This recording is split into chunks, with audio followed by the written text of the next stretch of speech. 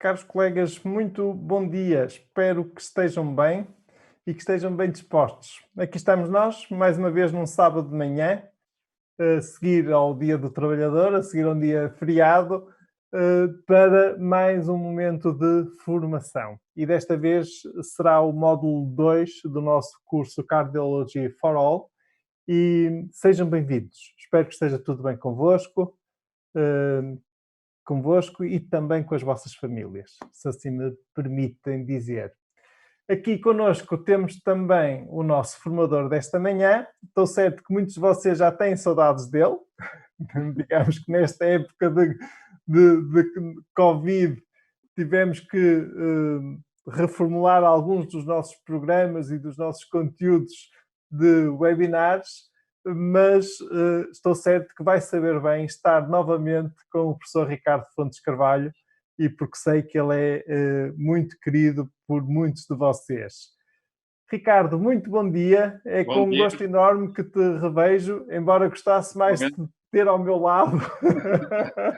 Era mais divertido quando estávamos lado a lado, tenho que reconhecer. Exatamente, mas mesmo assim é bom rever-te e ver-te e ouvir-te, e muito obrigado por estares aqui connosco e ser Eu é que bem-vindo a agradeço. este webinar. E agora passo-te a palavra também para saudar os colegas.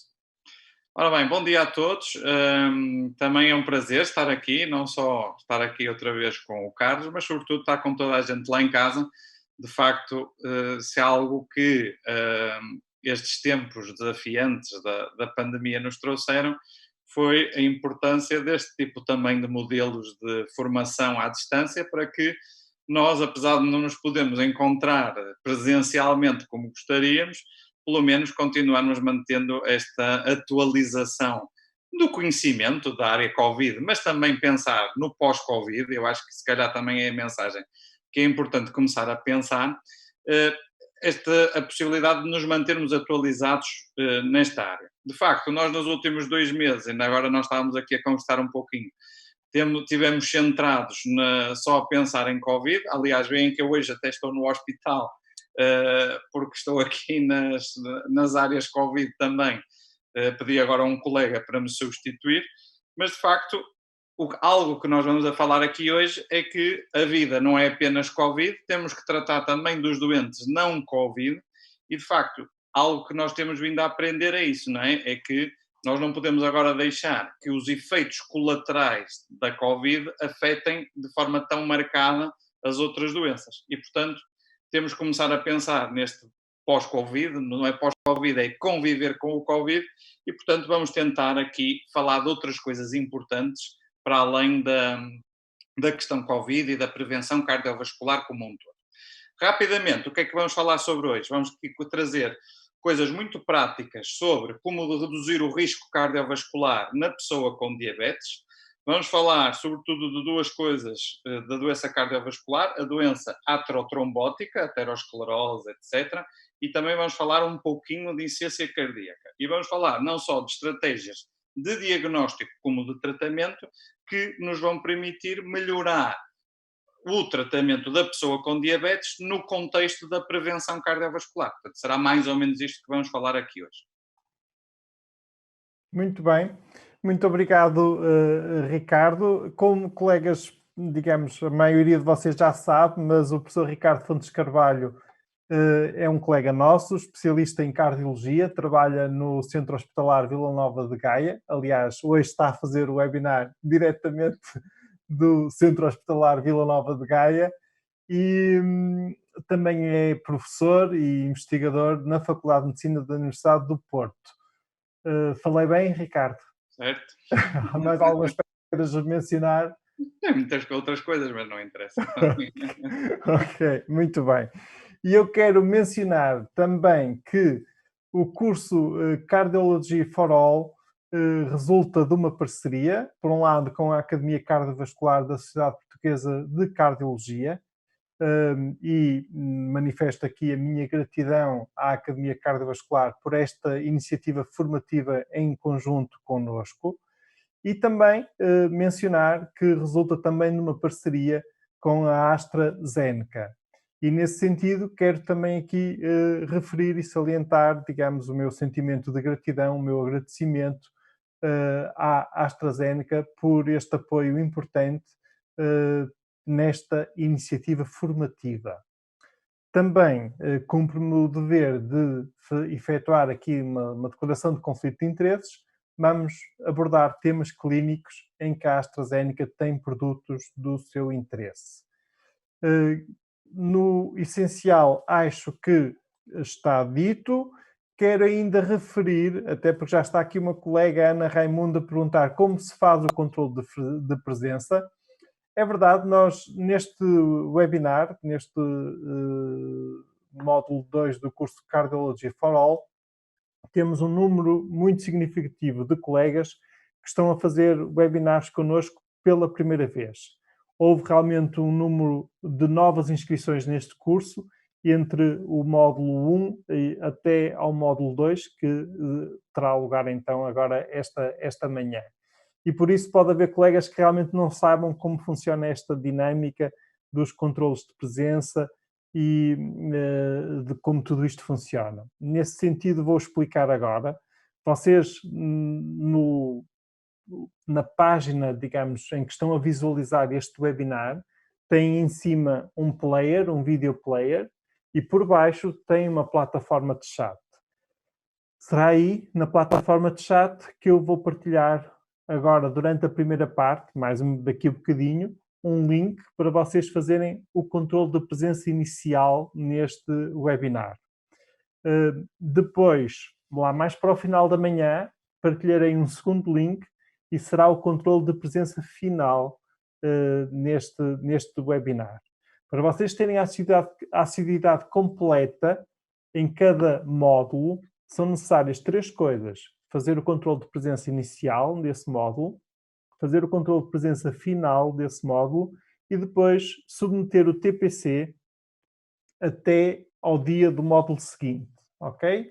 E nesse sentido, para os colegas que assistiram ao módulo 1 deste curso, lembro que têm até hoje, à meia-noite, que submeter o TPC do módulo anterior, o TPC do módulo 1. Por favor, não se esqueçam, está bem?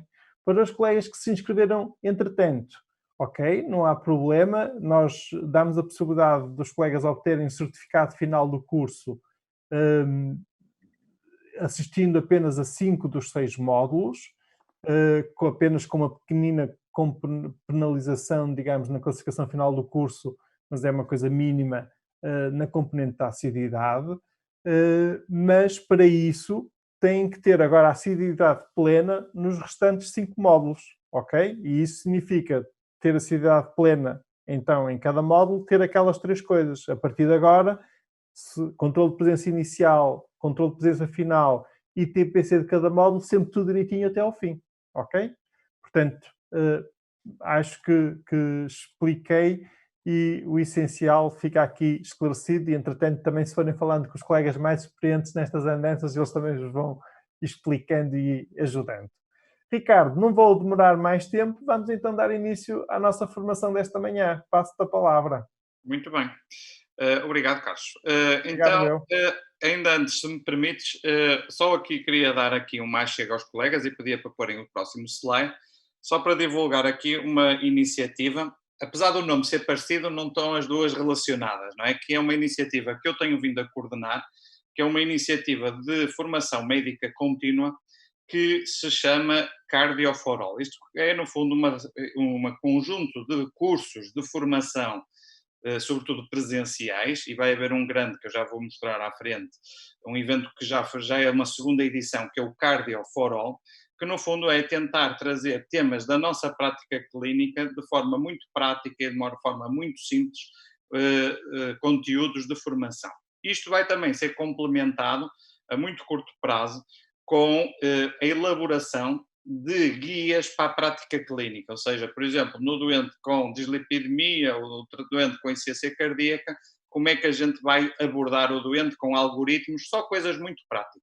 Pedia para passarem ao próximo slide e, portanto, queria aqui anunciar, para os colegas também nos seguirem, que este evento do Cardio for All será, em princípio, vamos ver o que é que a pandemia nos vai permitir trazer, ocorrerá no dia 1 e 2 de outubro na Alfândega do Porto. É uma sala grande que dará para distanciamento social, de certeza, mas se também sugeria, e pedia para passarem ao próximo slide, para, no fundo, continuarem a acompanhar-nos, as pessoas que ainda não seguem, já temos muitos seguidores, a nossa página do Cardio for All no Facebook, quem quiser também seguir o nosso website, ou então mandarem um e-mail para este e-mail que aqui está, para quem quiser receber as newsletters, onde nós vamos atualizar aquilo que vai ser estas iniciativas relacionadas com o Cardio for All. Acho que vai ser um conteúdo bastante interessante.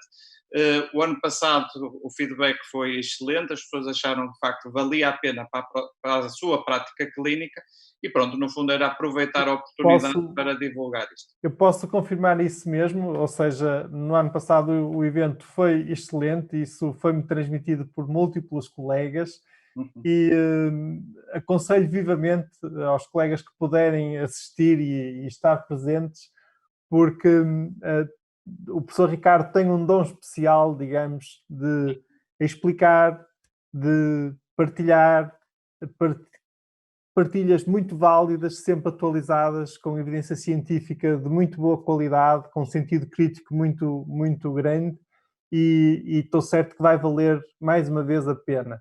Por isso, reforço aqui a mensagem do professor Ricardo. Obrigado. Pronto, acho que sobretudo é uma coisa útil para todos e aqui o desafio é continuarem aqui a seguir, digamos assim, estes eventos formativos. Pronto, posto isto, vamos então dar início ao nosso webinar, pedir ao próximo slide e, portanto, no fundo, rapidamente aquilo que vai ser o que nos vai guiar ao longo da manhã de hoje. E vamos, de facto, ter aqui vários conteúdos importantes para a nossa prática clínica. Nós, na primeira parte deste webinar, vamos focar sobretudo da relação da diabetes com o risco de eventos cardiovasculares, doença aterosclerótica, que de facto é a principal causa de morte na pessoa com diabetes. Portanto, vamos aqui a falar de várias coisas práticas, de como avaliar o risco, como fazer ou não, se vale a pena fazer rastreio da doença coronária, mas também como é que se trata a doença coronária se a pessoa tiver diabetes. E na segunda parte vamos falar um pouquinho também de um tema que se fala hoje muito, que é a associação da diabetes e da insuficiência cardíaca e de que forma é que o clínico pode diagnosticar, rastrear e tratar a pessoa com diabetes que pode ter, de facto, também insuficiência cardíaca. Já sabem, nós vamos ter aqui vários casos clínicos ao longo do nosso curso, ok? Vamos ter também televota e, portanto, é irem estando aqui atentos a esta dinâmica que nós vamos querer de formação. Portanto, podemos passar à frente, o próximo slide. Pronto, a primeira coisa que eu queria transmitir, de facto, é que quando a gente fala de diabetes, às vezes estamos a falar de diabetes, estamos muito focados na redução, de facto, da hemoglobina A1C, é óbvio que isso é um objetivo terapêutico, mas uma coisa muito importante vai ser a redução da doença cardiovascular, do risco de doença cardiovascular, porque diabetes e doença cardiovascular são doenças que estão interligadas. Próximo slide. E, de facto, nós sabemos que a doença cardiovascular é de muito longe a principal causa de morte na pessoa com diabetes e, portanto, tratar a diabetes, no fundo, é prevenir o risco ou diminuir a probabilidade de um doente vir a desenvolver doença cardiovascular. Próximo slide. E, portanto, quando nós falarmos de diabetes e doença cardiovascular, vamos começar, então, por falar na primeira parte de diabetes e eventos aterotrombóticos, nomeadamente doença coronária e AVC. Próximo slide. Muito bem. Tudo aquilo que nós vamos falar é baseado na melhor evidência científica, conforme o Carlos disse, e para nos guiar nisto, nós vamos seguir, sobretudo, dois importantes documentos que quem quiser ir detalhar, aconselho a ler. Um são as guidelines de diabetes do lado da cardiologia, que vai ter muitos destes fatores, mas vamos também combinar com as guidelines da ADA, que saíram há apenas 3 meses, e que nos vão também dar esta perspectiva de prevenção cardiovascular na pessoa com diabetes. Próximo slide. E, portanto, nada melhor do que começar com um caso clínico que eu tive há pouco tempo e que nos vai ajudar a abordar muitos destes conteúdos que nós vamos falar aqui ao longo da manhã. Isto era um homem de 60 anos, ele era funcionário público, bastante sedentário, e tinha como fatores de risco cardiovasculares uma dislipidemia, uma hipertensão, uma diabetes e uma obesidade. Ele tinha um diagnóstico de diabetes há cerca de 8 anos, não tinha sinais de retinopatia diabética, mas tinha, de facto, microalbuminúria já diagnosticada numas análises anteriores. Não tinha nenhum antecedentes cardiovasculares prévios e a medicação que ele fazia era clorotalidona, fazia metformina, fazia sitagliptina e fazia aspirina 150. Aqui, aparentemente, não havia a história de antecedentes cardiovasculares, calcula-se que seria para a aspirina em prevenção primária. Já vamos falar um bocadinho à frente se justifica, se não justifica, vamos falar um pouco sobre isto. E, no fundo, ele veio até à minha consulta porque queria saber se estava tudo bem do coração. No fundo, o motivo da consulta era esta. Era um doente que estava assintomático e veio para uma avaliação dita cardiovascular. Próximo slide. É muito importante, como sabem, fazer o bom exame físico neste tipo de doente, ver se tem sinais de doença vascular periférica. Como veem, a pressão arterial não estava totalmente controlada, 148/85 a média de 3 medições, era de facto um doente obeso, tinha alguma obesidade, sobretudo abdominal, auscultação cardíaca e pulmonar sem grandes alterações. Próximo. Isto era o perfil lipídico e as análises que ele trazia. Nas últimas análises, acho que tinham 2, 3 meses, e, portanto, ele também vinha mostrar isto. Portanto, o que é que chama assim a atenção? Uma hemoglobina A1C de 8,2, uma função renal normal, mas se virem em baixo, o rácio albumina-creatinina está um pouco aumentado, portanto, há de facto aqui alguns sinais de microalbuminúria, e depois um perfil lipídico com um colesterol total de 222, um LDL de 130 e uns triglicerídeos de 150. Próximo slide. E, portanto, num doente como este, não é? No fundo, o que é que a gente tem que pensar, no fundo, quais são as questões que nós, enquanto clínicos, se nos colocam, não é? A primeira é tentar perceber qual é que é, de facto, o risco deste doente, o risco cardiovascular deste doente. É um doente de muito alto risco, o que é que isto é? Segunda questão é que exames adicionais é que vale a pena ou não pedir ao doente e se justifica uma eventual rastreio de doença cardiovascular. E depois pensar que estratégias terapêuticas nós podemos aplicar ao nosso doente para, por um lado, tratar ou não a hipertensão, tratar ou não a dislipidemia, a própria diabetes e, já agora, aquela questão da aspirina em prevenção primária. E, portanto, agora, nos próximos slides, nós, no fundo, vamos tentar responder a estas perguntas, que, no fundo, até são as perguntas que a gente deve colocar em todos os doentes com diabetes, não é? Que é, se uma pessoa tem diabetes, pensar não só a avaliação do risco, mas eventualmente pensar aquilo que nós podemos fazer para aquilo que é mais importante, que é reduzir a probabilidade de um doente vir a ter um evento cardiovascular.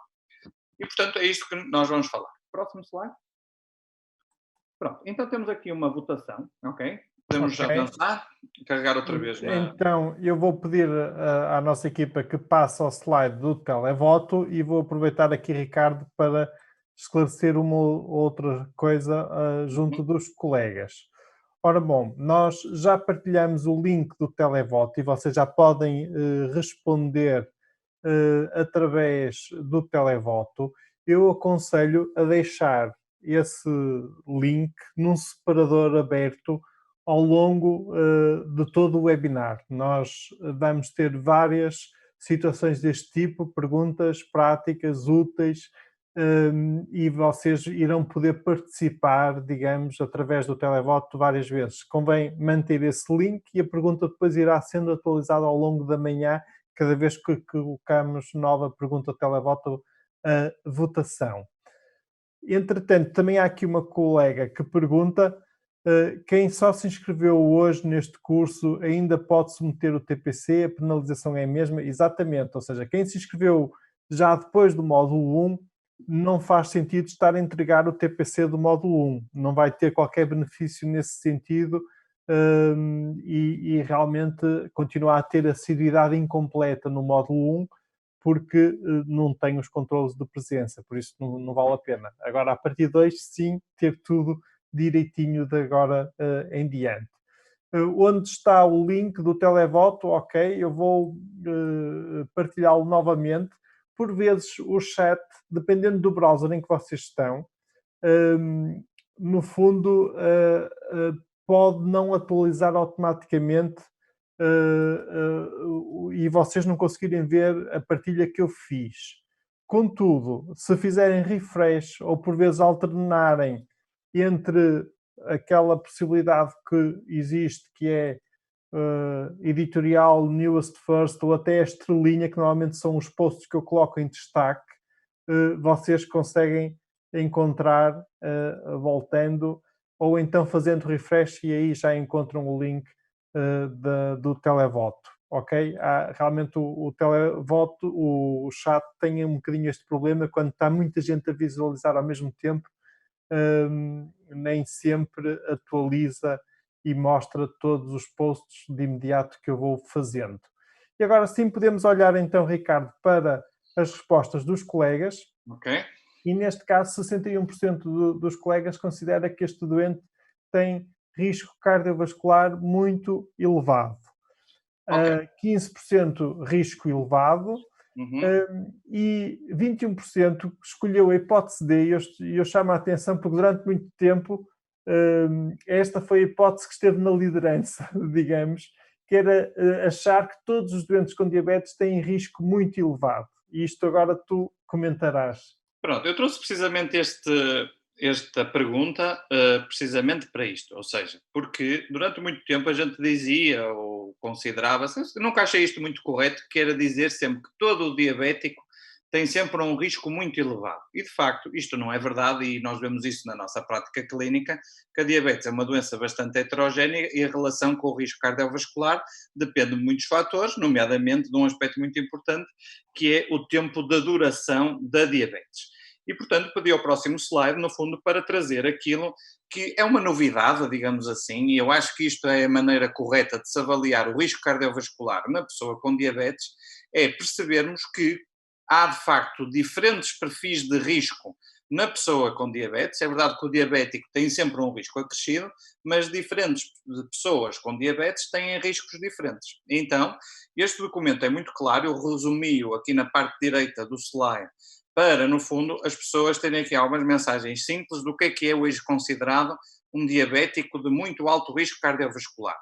É o caso do diabético que tenha evidência de lesão de órgão-alvo. Lembram-se que este caso desta doente era por isso que este doente é um doente de muito elevado, porque tinha lesão de órgão-alvo, tinha sinais de microalbuminúria, mas também era um doente com vários fatores de risco adicionais. Portanto, um diabético com lesão de órgão-alvo ou com mais de 3 fatores de risco é de facto considerado um risco cardiovascular muito elevado, ou então um doente que tenha uma diabetes de muito longa duração. Depois, os doentes com diabetes sem atingimento de órgão-alvo ou que só tenham um outro fator de risco cardiovascular são considerados diabéticos com risco elevado. Aquelas pessoas com diabetes mais jovens, sem complicações, de curta duração, menos de 10 anos e sem outros fatores de risco, são hoje em dia considerados doentes de risco moderado. E, portanto, isto é uma das novidades destas últimas guidelines. Portanto, estas guidelines saíram mais ou menos há cerca de 6 meses e parece-me que são uma forma mais correta de estimar o risco cardiovascular na pessoa com diabetes. A segunda coisa, Ricardo, se me diz, permite, eu gostava de sublinhar essa mensagem, porque realmente durante muito tempo e há ainda muitos colegas que têm esta ideia: doente com diabetes, risco é igual a ou sinónimo de risco muito elevado. Não é, e realmente eu reforço esta mensagem que o Ricardo acaba de passar. É preciso pôr o doente em contexto, até porque muitas vezes nós hoje em dia temos diagnósticos de diabetes em pessoas em estadio muito inicial, felizmente, fruto de uma boa acessibilidade das pessoas ao médico de família, pelo menos antes da era Covid, e há de voltar a ser assim depois de passarmos esta crise.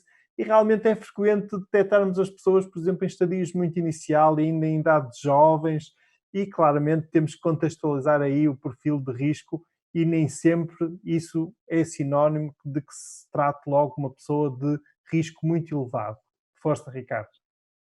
pronto, portanto, isto é o que se hoje em dia é uma mensagem fácil, isto hoje em dia é fácil de fazer. Já agora, próximo slide, também mostro, há outras ferramentas para avaliar o risco cardiovascular, ou seja, por exemplo, este algoritmo, que é o score de risco dos americanos, o europeu não tem esta questão da diabetes, não inclui a diabetes como um marcador de risco, mas no americano, isto já agora eu inseri os dados deste doente, veem que o resultado é o mesmo, ou seja, é um doente de muito alto risco por causa daquilo que eu já falei, mas quem quiser refinar o risco cardiovascular no doente diabético também pode usar este score americano, que no fundo veem que inclui mais variáveis do que o score europeu e também pode ser usado se tiverem algumas dúvidas na estratificação do risco cardiovascular. Portanto, uma pequena dica para quem quiser ir avaliar isto em maior detalhe. Próximo slide. E, portanto, agora, qual é a questão importante?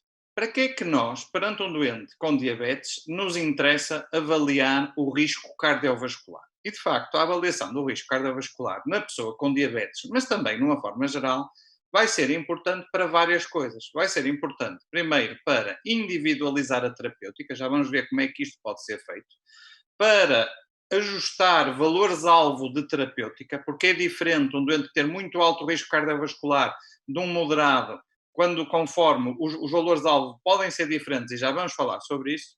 E a terceira coisa é organizar o follow-up. Porquê? Porque nós, se calhar, temos que ser um bocadinho mais, como é que eu ia dizer, intensivos no seguimento do doente de muito alto risco cardiovascular do que num doente de risco mais moderado. E, portanto, mensagens muito práticas para lembrar que, de facto, o diabético é diferente, o risco cardiovascular, e que isto do risco ser diferente influencia na nossa prática a estratégia de tratamento e de seguimento do nosso doente. Próximo slide.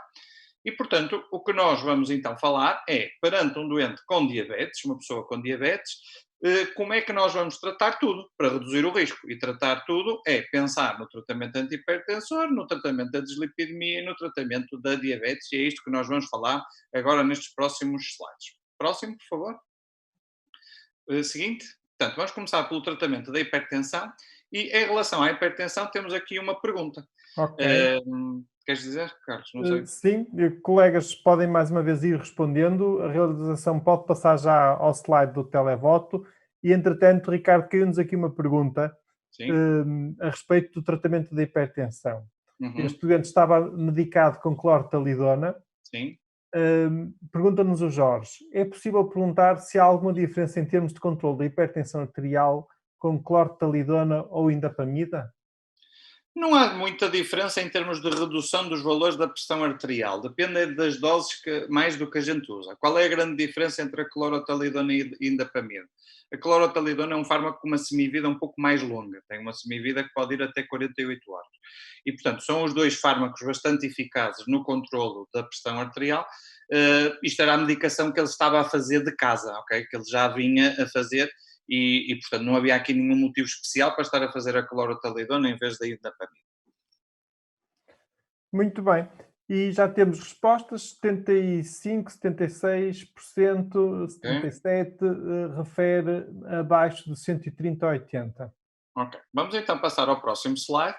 E, no fundo, eu não vou aqui trazer todos estes detalhes, isto quem quiser vai ler estes detalhes todos, mas queria lembrar o que é que era este doente. Lembrem-se que era uma pessoa relativamente jovem, 60 anos, era uma pessoa de muito alto risco cardiovascular, já tinha sinais de atingimento do órgão-alvo, tinha microalbuminúria, e, portanto, hoje em dia há de facto um consenso para que na pessoa jovem que tem, de facto, muito alto risco cardiovascular, reduzir um pouco os valores de pressão arterial e tentar, se o doente tolera bem os primeiros, numa fase inicial, os 140-90, tentar atingir os 130-80 como valor-alvo de pressão arterial. Próximo slide. E, portanto, hoje em dia as guidelines começam a mostrar todas isto, podem mostrar todas as partes deste slide, no fundo aqui um resumo daquilo que hoje em dia nós sabemos. Primeira mensagem essencial é que a pessoa com diabetes que tem hipertensão deve iniciar tratamento quando tem uma pressão arterial acima de 140/90. Segunda mensagem que eu estava a dizer há pouco, o valor-alvo recomendado são os 130/80, sobretudo nas pessoas mais jovens, deve ser evitado os valores abaixo de 120/70. Quando a gente utiliza tratamento antihipertensor, o tratamento antihipertensor deve ser ajustado na escolha dos fármacos ao doente que nós temos à nossa frente. No doente diabético são particularmente importantes os inibidores do eixo renina-angiotensina e, sobretudo, se o doente tiver, como este caso deste doente, uma microalbuminúria ou proteinúria ou até hipertrofia ventricular esquerda, há um benefício particular dos inibidores do eixo renina-angiotensina, porque lembrem-se, não controlam só a pressão arterial, mas também impedem a progressão da nefropatia diabética, o aparecimento de nefropatia, e, portanto, é importante que, pelo menos num dos componentes do tratamento, ele esteja a fazer um inibidor do eixo renina-angiotensina. A quarta mensagem importante em relação ao tratamento da hipertensão na pessoa com diabetes é que quase sempre um diabético vai precisar de associações de antihipertensores. E, portanto, isto geralmente hoje em dia se recomenda, sobretudo num doente de alto ou muito alto risco cardiovascular, que mesmo numa fase inicial, mesmo no doente que não esteja ainda a fazer terapêutica, que se inicie com uma combinação de dose baixa de 2 fármacos, como digo, preferencialmente um modificador do eixo renina-angiotensina ou com um antagonista do cálcio, ou então, eventualmente, com um diurético. Próximo slide. Ricardo, Sim, desculpa interromper. força. Se puderem passar ao slide anterior, mencionas ali evitar pressão arterial abaixo de 120/70. Certo. Queres explicar o porquê? É assim, isto sobretudo é pelo risco de eventual iatrogenia. Não está totalmente demonstrado, mas alguns dados podem mostrar que há uma eventual relação em U da pressão arterial e o risco cardiovascular. Ou seja, que se nós, isto se calhar é mais verdadeiro para as pessoas com mais idade, que se nós tivermos valores muito, muito baixos de pressão arterial, isto pode condicionar um aumento do risco de eventos cardiovasculares. Não está totalmente demonstrado, sobretudo não está demonstrado na pessoa jovem, mas há de facto este alerta para que também não se não se faça reduções exageradas da pressão arterial nos nossos doentes. Mas a mensagem fundamental é esta, é controlar bem a pressão arterial e que este valor da pressão arterial no doente, sobretudo de muito alto risco cardiovascular, hoje em dia tenha que ser revisto ligeiramente em baixa aos 130/80. Os últimos dados que têm vindo a sair, nomeadamente do estudo SPRINT, são bastante claros a mostrar que uma maior redução da pressão arterial pode permitir maior ganho em termos de eventos cardiovasculares. Qual é a dificuldade que nós temos aqui? É que, idealmente, e já temos isso à frente, também vou mostrar isso à frente num slide, estes valores idealmente deviam ser da pressão em ambulatório, idealmente do mapa, para nos guiar a terapêutica, porque há uma melhor correlação com os eventos cardiovasculares com os valores de ambulatório e não tanto os de consultório. Obrigado.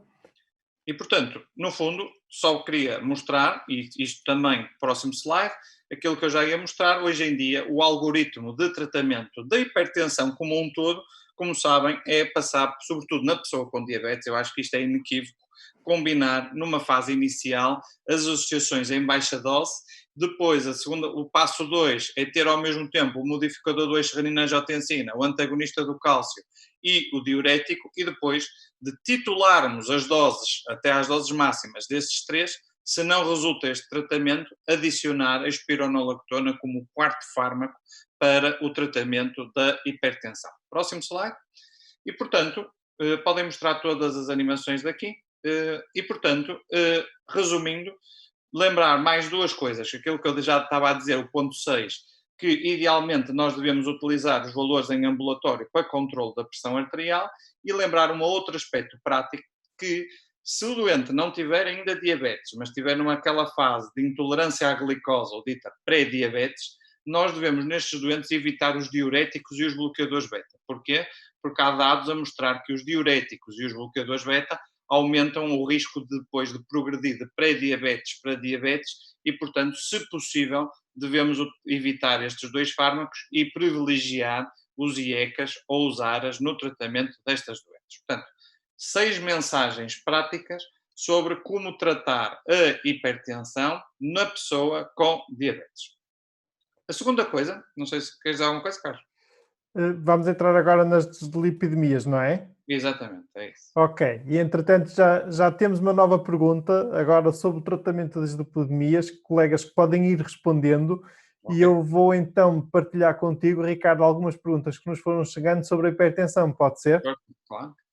Pronto, perguntávamos aqui ainda a respeito dos fatores de risco. A Teresa Libório perguntava-nos: bom dia, voltando ao risco cardiovascular na diabetes, os diferentes fatores de risco têm que ser todos ou basta ter diabetes mais um fator de risco dos três? Por exemplo, para se considerar para Já muito percebi a alto pergunta. risco? Quando, para ser muito alto risco, tem que ser diabetes mais 3 outros fatores de risco, ok? Portanto, por exemplo, Não é diabetes, um dos três. não é um dos três, é Ok, ter 3 fatores. Se só tiver um, é um doente de alto risco, ok? Portanto, tem que ser mais 3 fatores de risco, para ser automaticamente muito alto risco. ok. Pergunta-nos a Sofia, naquele slide que tínhamos daquela menção valor-alvo recomendado, pressão arterial menor que 130/80 e depois evitar menor que 120/70, tu por baixo disso dizia lá, entre parênteses, sobretudo se indivíduos abaixo de 65 anos. Ok? E pergunta-nos a Sofia, então neste slide onde diz sobretudo se menos de 65 anos, deve ler-se sobretudo se mais de 65 anos? Não, é assim, vamos rapidamente.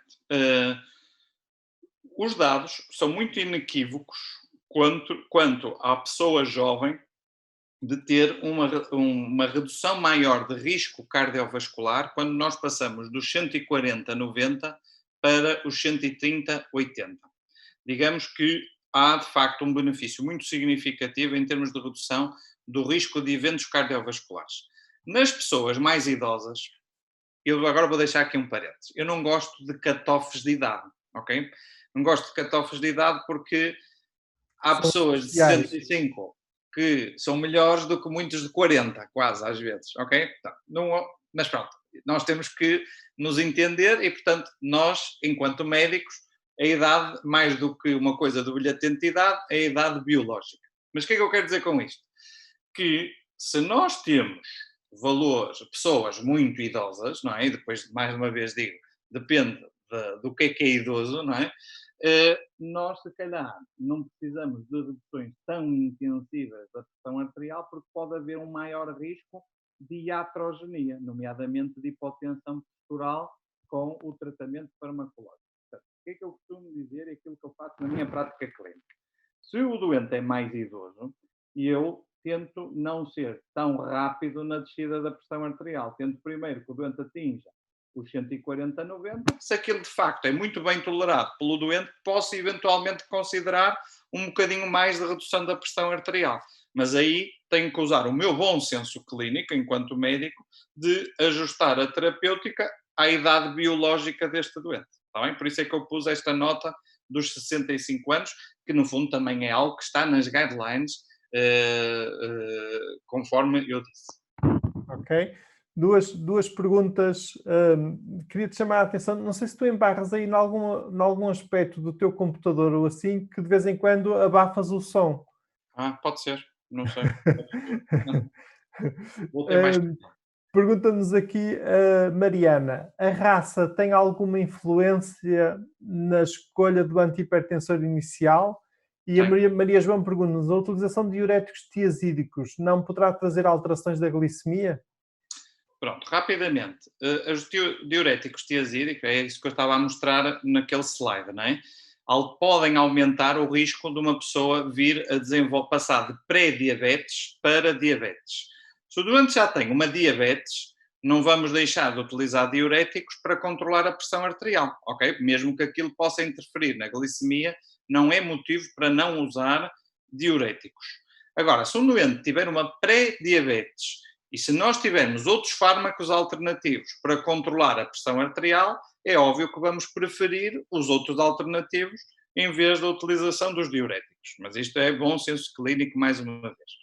Em relação à segunda pergunta da colega, que era da questão da raça, é uma coisa que também é muito importante.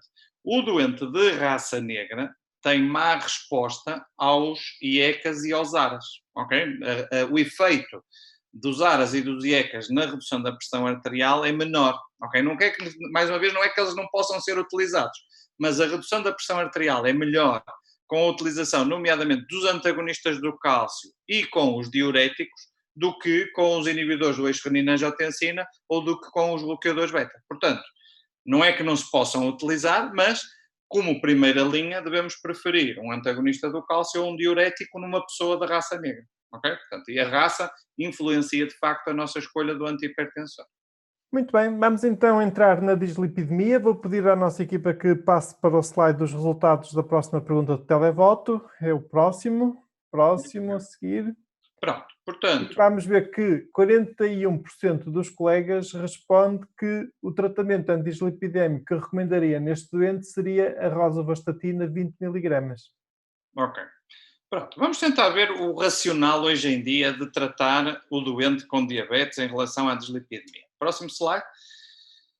A primeira coisa que eu queria aqui lembrar é assim, nós, muitas das vezes, no tratamento da pessoa com diabetes, está tudo muito focado no controle da hemoglobina A1C. Verdade ou não, Carlos? Nos centros de saúde há medidas objetivas de controle da hemoglobina A1C e tudo bem, ok, é importante controlar a hemoglobina. Os próprios indicadores que avaliam, digamos, o trabalho e a qualidade de trabalho das equipas de cuidados primários na área da diabetes incluem a hemoglobina A1C. É isso mesmo que eu estou a dizer. Só que, muitas das vezes, esquecemos-nos de uma medida simples no doente diabético que tem um impacto marcado no risco cardiovascular e até na mortalidade. Enquanto que a hemoglobina A1C, como nós sabemos, reduzem sobretudo as complicações microvasculares e não permite uma redução da mortalidade total, na pessoa com diabetes, nós sabemos que o controlo da dislipidemia não só reduz o risco de eventos cardiovasculares, como também a mortalidade total. E, portanto, uma mensagem que nós é muito importante focarmos é que, se calhar mais importante quase do que o controle da hemoglobina A1C na pessoa com diabetes, é o controle da dislipidemia na pessoa com diabetes, pelos ganhos que tem de redução de eventos cardiovasculares, mas também de mortalidade total. E, portanto, de facto, tratar a pessoa com diabetes é ver o doente como um todo e tratar também, quando há indicação para isso, tratar a dislipidemia. Como é que isto pode ser feito? Próximo slide. Ajustando, hoje em dia, isto são as guidelines, por um lado da diabetes, mas também as guidelines do lado do colesterol, ajustando a terapêutica aos valores-alvo de pressão arterial. E como sabem, isto hoje em dia é uma coisa que as pessoas já sabem bem, os valores-alvo de LDL são variáveis conforme o nosso risco cardiovascular global. É um bom exemplo daquilo que nós falamos no início, que é como é que o risco cardiovascular influencia a nossa estratégia de seguimento e tratamento dos nossos doentes. Por exemplo, neste caso deste nosso doente, que, como falamos, era um doente de muito alto risco cardiovascular, aquilo que nós pretenderíamos atingir como valor-alvo, idealmente seriam os 55 de LDL, ou outra coisa que já vamos também falar, se quisessem seguir o colesterol não HDL, utilizar uns 85 como valor-alvo. Reparem que se utilizarem o colesterol não HDL, são 30 pontos acima do valor-alvo utilizado para o LDL. Próximo slide. E, portanto, próximo, carregar para a frente.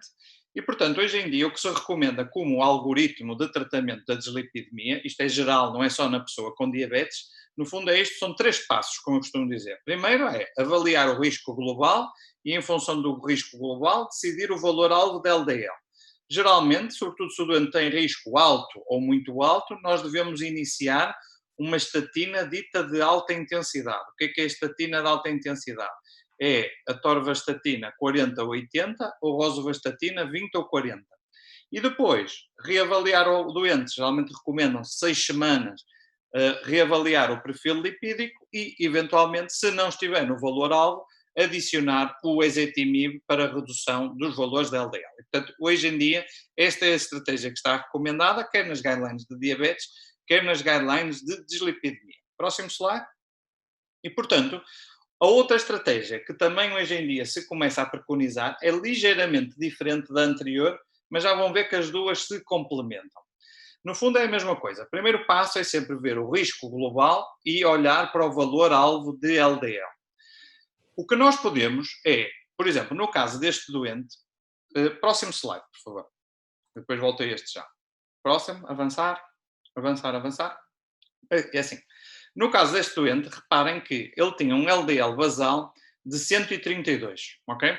O valor-alvo recomendado neste doente são 55. E, portanto, se nós queremos uma redução de cerca de 60% dos valores de LDL, nós sabemos que são estas as terapêuticas que permitem estas reduções de valor de LDL conforme a terapêutica que nós podemos utilizar. Portanto, o que é que isto nos mostra? Mostra-nos que a estratégia inicial é correta na mesma, ou seja, fazer a abordagem passo a passo. Hoje em dia, nas guidelines também se recomenda esta estratégia de, juntando o valor atual com o valor-alvo, tentar estimar quanto é que precisamos de redução do valor da LDL e, com isso, selecionar a terapêutica em função daquilo que nós precisamos de atingir. E, portanto, qualquer uma das estratégias está correta e são duas estratégias complementares, mas que mostram a importância, de facto, de tratar a dislipidemia na pessoa com diabetes. Próximo slide. E, portanto, só lembrar aqui duas ou três ideias do que é que hoje em dia a gente fala sobre estatina de alta intensidade, já disse isto. A adição do ezetimibe vai permitir uma redução adicional de 15 a 20% dos valores de LDL e, hoje em dia, mas isto é só fármacos de prescrição hospitalar, os inibidores da PCSK9 em doentes que não conseguimos mesmo atingir os valores-alvo de LDL são, digamos assim, complementares às outras estratégias que nós falamos inicialmente. Próximo slide. E, portanto, próximo, avançar. E, portanto, isto é um resumo daquilo que hoje em dia é a abordagem da dislipidemia na pessoa com diabetes. Já agora, estas coisas que eu estou aqui a mostrar são coisas que depois vão ficar disponíveis nos tais guias práticos que nós vamos ter dentro da iniciativa do Cardioforol. No fundo na avaliação inicial, nós avaliamos o risco, definimos o valor de LDL que vamos atingir, temos que pedir o estudo analítico e lembrar uma coisa muito importante, que é explicar ao doente porque é que vamos fazer determinadas decisões terapêuticas, porque se nós só prescrevemos a terapêutica sem falar com o doente, sem o sensibilizar para a importância de determinadas terapêuticas, obviamente que não vamos ter bons resultados.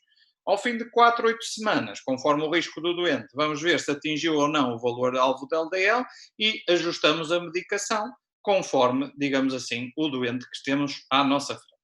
Próximo slide. Próximo, podemos avançar. E, portanto, no fundo, isto é, hoje em dia, o tratamento moderno da dislipidemia na pessoa com diabetes. Vou só trazer aqui uma outra informação que também é importante para a prática clínica, porque há muita desinformação nesta área. Portanto, a nossa terapêutica é, sobretudo, guiada pelos valores de LDL. Em alguns doentes, nomeadamente naqueles doentes com os triglicerídeos elevados, os triglicerídeos não é isso que nos vai fazer guiar a terapêutica. O que nós devemos fazer é numa pessoa com triglicerídeos muito elevados, com aqueles síndromes metabólicos, nós podemos, em vez do LDL, guiar a nossa terapêutica por uma outra coisa que é o chamado colesterol não HDL. É uma coisa muito fácil de fazer, que é pegar no total, subtrair o HDL e escolher as mesmas terapêuticas que nós falamos anteriormente, guiadas de acordo com o valor-alvo de colesterol não HDL. Lembram-se eu ter dito que o valor de alvo de colesterol não HDL é 30 pontos acima do recomendado para o LDL, ou seja, se o LDL-alvo é de 55, se quiserem utilizar como guia o colesterol não HDL, não são 55, são 85, e por aí fora, se o LDL-alvo for de 70, se utilizarmos o colesterol não HDL, são 100. Uma outra coisa que se pode fazer, e se calhar isto até era a melhor estratégia, mas é um exame que não é comparticipado pelo Serviço Nacional de Saúde, é utilizar neste perfil de doente com triglicerídeos altos ou com síndrome metabólico, guiar estas terapêuticas de acordo com o doseamento nas análises de uma coisa chamada a ApoB, que é a apolipoproteína B, que no fundo mede as partículas aterogénicas, e é algo que teve para entrar até nestas guidelines de dislipidemia. Eu fui revisor das guidelines europeias de dislipidemia, estava como proposta inicial, mas depois não foi incluído, porque por uma questão prática que é um custo adicional e se calhar não muda muito a nossa forma de intervenção. Mas quem quiser de facto refinar isto melhor, recomenda-se o doseamento desta ApoB na prática clínica. Próximo slide. Não sei se há questões da área da dislipidemia, se calhar vale a pena fazer aqui uma Exatamente. pausa. Ora bom, e eu aproveito para, por um lado, informar os colegas que já partilhei o link para o controle de presença inicial deste módulo, está bem? E também para vos informar que já está ativa outra questão para televoto e que já podem ir respondendo. Pergunta-nos aqui a Tânia, sendo o alvo utilizar uma estatina de alta intensidade, não se poderá aumentar gradualmente a dose a curto prazo para facilitar a tolerância do utente? Ok? É uma boa pergunta. É assim, se o doente tiver um risco muito alto, isto não é uma estratégia que está recomendada. Todos os estudos que são feitos com a chamada estatina de alta intensidade mostram que a tolerância do doente não é muito diferente entre a estatina de baixa intensidade, por exemplo, a torvastatina 20 versus a torvastatina 40, que é alta intensidade, não há grandes diferenças em termos de tolerabilidade das duas doses, ok? Portanto, isto é o que nos mostram os dados dos estudos científicos. É assim, eu não considero totalmente errada essa estratégia, desde que os colegas façam de facto aquilo que está recomendado, que é iniciar uma terapêutica e depois, ao fim de 4 a 6 semanas, fazerem um seguimento do doente. O que é que acaba por acontecer muitas das vezes? É que iniciam uma estatina de baixa intensidade, às vezes até é só simvastatina, e depois só voltam a repetir o perfil lipídico ao fim de 1 ano ou 6 meses e, de facto, perde-se tempo na estratégia de redução do risco. Nós devemos nos sempre lembrar que quando nós estamos a tratar a dislipidemia, nós não queremos tratar análises, como eu costumo dizer. Nós queremos é reduzir risco cardiovascular. E, portanto, o que eu queria chamar a atenção é que, de facto, essas estratégias não estão erradas, a estratégia, digamos assim, passo a passo, mas desde que se faça, de facto, um seguimento muito frequente dos doentes.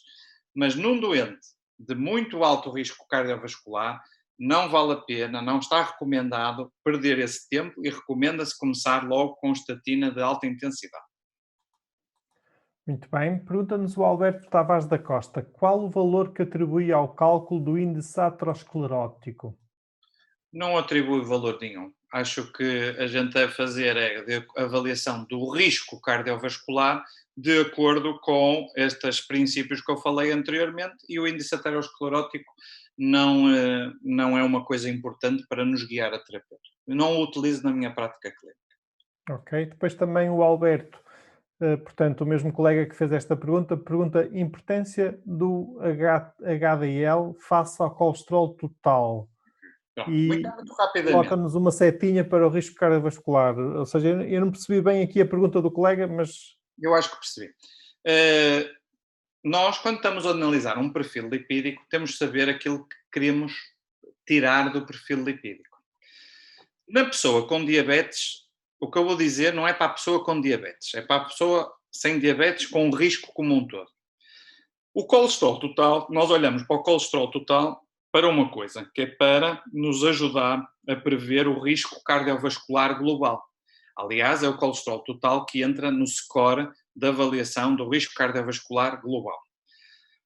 O LDL, nós vamos olhar para o LDL, como digo, para guiar a terapêutica e para atingir e definir os valores-alvo.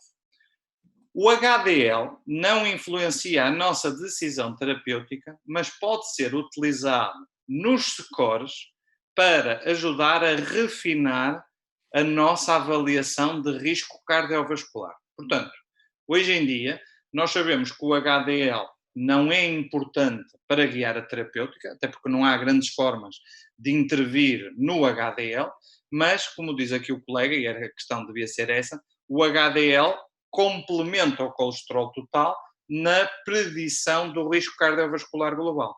Porquê que eu disse no início que isto não se aplica à pessoa com diabetes? Porque a avaliação do risco cardiovascular na pessoa com diabetes é diferente e é aquele slide que eu mostrei logo no início, não é? Depende da combinação dos outros fatores de risco e, por exemplo, da duração da diabetes. Está bem? Muito bem. Depois tínhamos outra pergunta da Rita, mas já foi respondida porque era idêntica à da Tânia. Podemos avançar. Ok, pronto. Portanto, falamos do controle da pressão arterial, falamos do controle da dislipidemia, vamos agora falar, não se chama tratamento da diabetes. Reduzir a hemoglobina A1C não é o tratamento da diabetes, é o controlo glicémico no tratamento, na pessoa com diabetes. Tratar a diabetes é isto tudo, é olhar para a hipertensão, para a dislipidemia e para a glicemia, uma visão mais global. Portanto, quando a gente fala de valores-alvo da hemoglobina A1C na pessoa com diabetes, não vou aqui entrar em muitos detalhes, porque já têm tido várias formações também relacionadas com isto, mas uma coisa que a gente também sabe, mais uma vez, é que os valores-alvo recomendados da hemoglobina A1C, mais uma vez, dependem de quê? Da pessoa que está à nossa frente, das comorbilidades, da idade do doente, se tem ou não doença cardiovascular. Portanto, isto é um ponto importante, é valores-alvo ajustados à pessoa que nós temos à nossa frente. Próximo slide. E, portanto, quando nós... E vamos aqui a uma pergunta que se calhar é melhor para depois lançarmos a discussão a seguir, que era como é que nós íamos reduzir a glicemia neste doente que nós temos à nossa frente? Muito bem. Podemos já olhar para os resultados, porque eu já partilhei há algum tempo aqui no chat, e então 76% dos colegas considera que adicionava um inibidor de SGLT2. Ok. Pronto. É importante voltar atrás, por favor, só para recordar o que é que o doente estava a fazer. Lembrem-se que ele estava a fazer metformina 1000, estava a fazer sitagliptina 100 e tinha uma hemoglobina A1C de 8.2. Há aqui um dado muito importante para a decisão da nossa terapêutica, que é aquela questão do doente já ter microalbuminúria, tinha um rácio albumina-creatinina aumentado. Passando à frente, por favor, o que é que hoje em dia nós sabemos, de forma bastante significativa? Frente, por favor. Nós hoje em dia sabemos que num doente isto são hoje em dia as recomendações da área da cardiologia, mas já vamos ver que as recomendações da área da diabetes dizem exatamente a mesma coisa. Num doente de risco cardiovascular alto ou muito alto, ou então naquele doente que já tenha tido um evento cardiovascular, portanto, dois cenários claros, a redução da hemoglobina A1C deve ser feita com fármacos que permitam, ao mesmo tempo que reduzimos a hemoglobina A1C, permitam proteção cardiovascular. Quais são os fármacos que permitem proteção cardiovascular neste tipo de contexto? São ou os inibidores da SGLT2 ou então os agonistas da GLP-1. Próximo slide. Porquê que neste caso deste doente era particularmente... isto agora são as guidelines da ADA, que são a mesma coisa. Próximo slide vai ampliar este algoritmo que não se vê muito bem e, portanto, eu vou pedir para passarem ao próximo slide para se ver melhor o que é que diz este algoritmo. O que é que neste doente era importante? Lembrem-se que era um diabético de muito alto risco cardiovascular que tinha sinais de microalbuminúria. Numa pessoa com sinais de microalbuminúria, uma coisa que falamos era a importância de utilizar um modificador do eixo renina-angiotensina. Mas é importante também lembrar que hoje em dia nós sabemos que o inibidor da SGLT2 no doente que já tem algum grau de entingimento da função renal vai impedir a progressão da nefropatia. E, portanto, pelo facto de ele ser um doente de muito alto risco, mas também pelo facto de ele ter microalbuminúria, era um doente em que era particularmente importante a adição do inibidor da SGLT2. Neste caso era fácil porque a hemoglobina A1C estava a 8.2 e se calhar quereríamos atingir 7. Mas mesmo que o doente tivesse, se calhar, uma hemoglobina A1C já controlada, era um exemplo de um doente em que valeria a pena substituir, por exemplo, o inibidor da DPP-4 por um inibidor da SGLT2, pelo facto de não só fazermos maior proteção cardiovascular, mas também por esta questão renal, ok? E, portanto, hoje em dia, isto são recomendações muito claras da parte, por um lado, das guidelines da cardiologia, mas também das guidelines da ADA, de, mais uma vez, individualizarmos a nossa terapêutica de acordo com o doente que temos à nossa frente, ok? Próximo slide. Ok. Vamos agora falar, não sei se há questões desta área, só para também. Nós vamos voltar a isto um bocadinho mais à frente. Vamos voltar outra vez ao tratamento hipoglicémico a propósito do segundo caso clínico, ok? Ok. Por enquanto, não. Da área da diabetes não temos questões. Pronto, mas se quiserem podem ir colocando, porque depois à frente nós vamos falar sobre isto. O último ponto que nós tínhamos falado em relação a este doente, que até era uma questão que tínhamos logo no início, era, lembrem-se que o doente estava a fazer, aparentemente por prevenção primária, aspirina 150 miligramas. Portanto, vamos tentar ver o que é que nós hoje em dia sabemos da aspirina em prevenção primária na pessoa com diabetes particularmente. O que dizem as guidelines, e eu aqui não concordo muito, sinceramente, com o que dizem as guidelines, e já vou explicar porquê. As guidelines deixam um pequenino espaço, reparem que é só uma recomendação de classe 2B, 2B é assim género, ok, se quiser pode utilizar, ok, é assim uma recomendação fraca, que num doente com diabetes e muito alto risco cardiovascular pode eventualmente ser considerada a aspirina em prevenção primária. Reparem que isto é uma área que mudou bastante nos últimos anos. O Carlos, se calhar, lembra-se que aqui há, sei lá, 10 anos atrás, 8 anos atrás, nós praticamente dizíamos que todo o diabético devia sempre fazer aspirina em prevenção primária. Vamos tentar vir aqui e trazer o que é que a evidência nos traz, e nesta área temos evidência muito recente que nos vai ajudar a perceber um bocadinho os trade-offs que a aspirina nos traz na pessoa com diabetes. Próximo slide. Há, hoje em dia, estudos especificamente nas pessoas com diabetes que foram avaliar esta questão. Este estudo é um estudo muito importante, que foi publicado no New England, é um estudo que foi feito no Reino Unido, até é um estudo muito engraçado, quem quiser ver metodologia de realizar estudos em prevenção primária, este estudo é espetacular para discutir metodologia de investigação, é um bom exemplo, fica aqui a sugestão para o Carlos, eu sei que ele gosta disto, que este estudo é um exemplo particular. E no fundo o que é que eles foram pegar? Pegaram em doentes com diabetes sem doença cardiovascular prévia, portanto prevenção primária, seguidos ao longo de 7 anos e foram ver o que é que acontecia em termos de eventos a estes doentes. Próximo slide. O que é que nós vimos? Vimos que quando se seguia estes doentes a longo prazo, havia aqui uma ligeira tendência para uma ligeira diminuição do risco de eventos cardiovasculares. Próximo slide. A questão é sempre esta. Costuma-se dizer que o diabo está nos detalhes, não é? E o diabo está nos detalhes, e se nós formos a ver os detalhes, isto acaba por ser só significativo quando, na definição de eventos cardiovasculares, a gente junta uma definição que é sempre um bocadinho subjetiva, que é quando junta o AIT, ok? Quando até é uma coisa que foi adicionada a meio do estudo, que é a definição de AIT.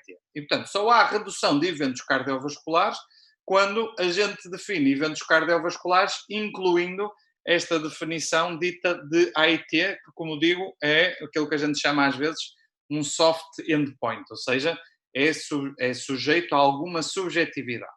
Qual é que é o preço a pagar? É que no doente diabético, mesmo sendo uma população até razoavelmente saudável, há um risco em termos de hemorragia major. E reparem que há um aumento de 30% do risco de hemorragia major. Próximo slide. Quando a gente podia para avançar em animação, já agora, mais outra, isso assim. Portanto, quando a gente pondera os riscos-benefícios, mete dos dois pratos da balança o number needed to treat e o number needed to harm, nós vemos que são necessários tratar 91 doentes para reduzir um eventual evento cardiovascular e por cada cerca de 100 doentes tratados nós temos um aumento da hemorragia major. E, portanto, é preciso pôr, lá está, numa determinada intervenção, pôr os dois pratos na balança quando a gente faz a ponderação entre aquilo que podemos eventualmente prevenir e os tais riscos da terapêutica, nomeadamente aqui os riscos da iatrogenia. Próximo slide. Passar. E outra coisa, já agora só para terminar este tema, é que havia quem dissesse que a aspirina, e de facto havia alguns dados observacionais, que a aspirina poderia reduzir o risco de cancro, mas isto também não foi demonstrado. E, portanto, nos estudos ditos prospectivos, não nos retrospectivos, naqueles prospectivos, não foi mostrado que haja uma redução do risco de cancro com a utilização da aspirina. Próximo slide. E, portanto, no fundo, lembrar o seguinte, que a aspirina, hoje em dia, no doente com diabetes, tem um interesse muito relativo, não é? Pela tal questão de ponderar os tais riscos-benefícios. Para concluir e para terminarmos este caso clínico, no fundo, isto é que é verdadeiramente tratar a diabetes. Tratar a diabetes não é só olhar para o valor da hemoglobina A1C, é ver o doente como um todo. O que é que nós faríamos neste caso clínico? Ricardo, permite-me uma correção. Isto é que é verdadeiramente tratar a pessoa com diabetes. Exatamente. E não tratar a diabetes. Não é tratar o doente como um todo, ou a pessoa Exatamente. com diabetes. Exatamente. E, portanto, quando nós falamos disto, isto é que, no fundo, é o resumo daquilo que a gente deve fazer na nossa prática clínica. Primeiro, obviamente, tratar a hipertensão. Isto, no fundo, é um resumo de tudo aquilo que nós dissemos, não é? Neste doente, se calhar o ideal era o tal valor-alvo de 130/80, tentando, se calhar, como terapêutica inicial neste doente, uma combinação de um modificador do eixo-renina-angiotensina com um antagonista do cálcio. Porque nós sabemos que os doentes de alto ou muito alto risco cardiovascular beneficiam particularmente do antagonista do cálcio. Tratar a dislipidemia com um valor-alvo de 55 e, eventualmente, podíamos depois decidir se começavam só com a estatina de alta intensidade ou se iniciava logo com a estatina ou mais a ezetimibe. A questão depois era fazer o seguimento. A mensagem mais importante é seguir e reavaliar os valores da LDL. Em termos de tratamento hipoglicemiante, é, obviamente, tentar utilizar, neste caso deste doente, lembrem-se, de alto risco, ainda por cima tinha nefropatia, utilizar aqui neste caso, se calhar, um inibidor da SGLT2 para prevenir eventos cardiovasculares e renais. A importância do exercício físico e, obviamente, as outras recomendações de dieta e de perda de peso. Porquê que estamos a falar sobre isto? Porque isto é a mensagem fundamental, é o que está aqui a azul. Se nós combinarmos tudo isto, os estudos mostram isto de forma muito clara. É a combinação, como tu disseste muito bem, do tratamento da pessoa com diabetes que vai prevenir eventos cardiovasculares em cerca de 75%. É com a combinação de tudo isto que a gente muda a história natural da doença e que previne, de facto, o evento cardiovascular. E, se quiserem, não é só o evento cardiovascular, é também, por exemplo, a proteção renal, que está associada a esta intervenção multifatorial, ok? Portanto, mensagem final deste caso clínico é, de facto, a importância de olhar para o doente como um todo e de intervir sobre os vários fatores de risco cardiovasculares. Próximo slide. Pronto, no fundo isto é o que diz as guidelines, eu não vou aqui entrar nestes detalhes, está em inglês, mas quem quiser vai ver. Eu resumi no slide anterior mais ou menos o que está neste slide e, portanto, a mensagem anterior é que é importante para a prática clínica e está ajustada para o caso clínico que nós falamos há pouco. Próximo slide. Próximo. Ok.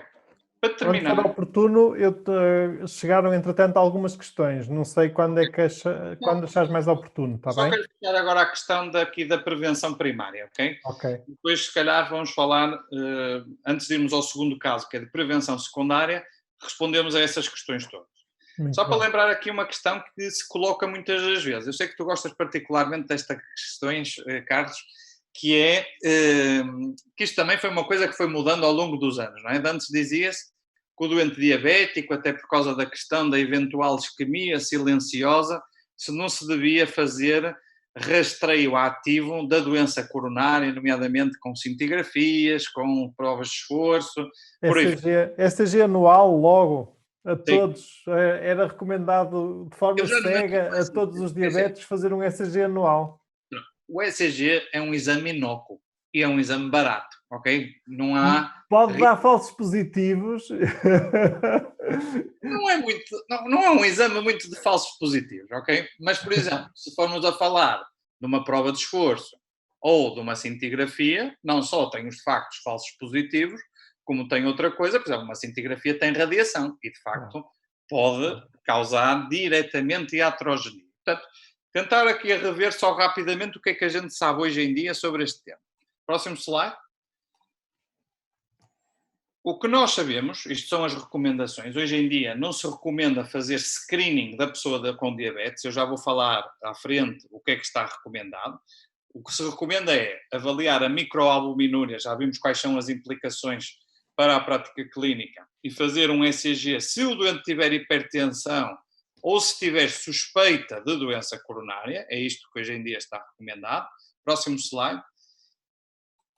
E porquê que isto só é isto que está hoje em dia recomendado? É porque nos estudos foi demonstrado que as estratégias de screening ativo, por exemplo, com cintigrafia, que era o caso deste estudo, que é um estudo conhecido que é o DIAD, não havia uma alteração significativa do prognóstico dos doentes que faziam a intervenção através deste screening ativo.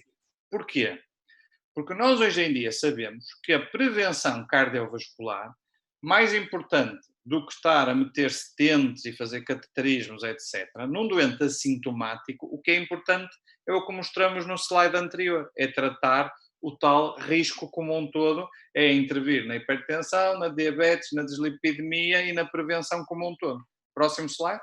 E, portanto, é isto que altera de forma marcada o risco cardiovascular. E, portanto, as guidelines o que dizem é um screening de rotina de doença coronária não está recomendado. Quando é que a gente deve, de facto, fazer testes de doença coronária? Se o doente tiver sintomas, se tiver dores atípicas, se tiver, por exemplo, falta de ar quando faz esforço, lembrar que às vezes o diabético tem, de facto, apresentações atípicas da doença e, portanto, mas aí tem que ter sintomas. Quando tem, obviamente, alterações no exame físico, sei lá, se tiver alterações na auscultação das carótidas, se tiver doença vascular periférica, ou se, obviamente, tiver alterações, por exemplo, num eletrocardiograma em que temos, por exemplo, ondas Qs evidentes patológicas no eletrocardiograma, ok? Portanto, no fundo, estas recomendações também mudaram no sentido de incorporar esta evidência na nossa prática clínica. Próximo slide. Ok, pronto. Portanto, para fechar, digamos assim, a última pergunta relativa à prevenção primária da pessoa com diabetes. Vamos então às perguntas, Carlos? Ok, muito bem. Então, pergunta-nos aqui. Ora, bom, só estou aqui a tentar ordenar. A Ana, é errado começar logo com simvastatina de alta intensidade mais ezetimibe para baixar mais rápido, ou seja, mais cedo, risco menor, mais benefício? Sim, rapidamente. Simvastatina não é considerada uma dose de alta intensidade. O que é uma dose de alta intensidade? Só para esclarecer o que é alta intensidade. Terapêutica de alta intensidade é uma terapêutica que permita, está no slide, mas eu passei essa parte um bocadinho mais rápido, que permite uma redução de 50% dos valores de LDL. A simvastatina, nas doses que devemos utilizar, 20 e 40, não permite estas reduções dos valores de LDL. A simvastatina 80 não deve ser utilizada, ok? Por aumento do risco de efeitos laterais. Portanto, nós hoje em dia, na nossa prática clínica, que estamos a falar de prevenção cardiovascular e tratamento da dislipidemia, a simvastatina é um fármaco que utilizamos muito poucas vezes na nossa prática clínica. Nós preferimos, eventualmente, ajustar as doses da atorvastatina e da rosuvastatina. É assim, não digo que sejam. Na medicina não há coisas certas e erradas. Não é, digamos assim, a nossa estratégia de primeira linha a utilização da simvastatina em prevenção primária ou em prevenção secundária. Por exemplo, os britânicos, agora vou dar aqui uma chega. Os britânicos têm uma perspectiva às vezes muito pragmática da coisa, não é? Que o Carlos sabe isso, que a maneira de ver dos britânicos é sempre muito pragmática. E eles, na prática, só recomendam ou a atorvastatina ou a rosuvastatina. Em prevenção primária dizem começar pelo menos com a atorvastatina 20, em prevenção secundária começar com a atorvastatina 40 ou 80 e depois adiciona o ezetimibe se for necessário. É uma perspectiva muito pragmática, também dirigida por custos, na abordagem do doente com dislipidemia. Okay. Com as guidelines do NICE.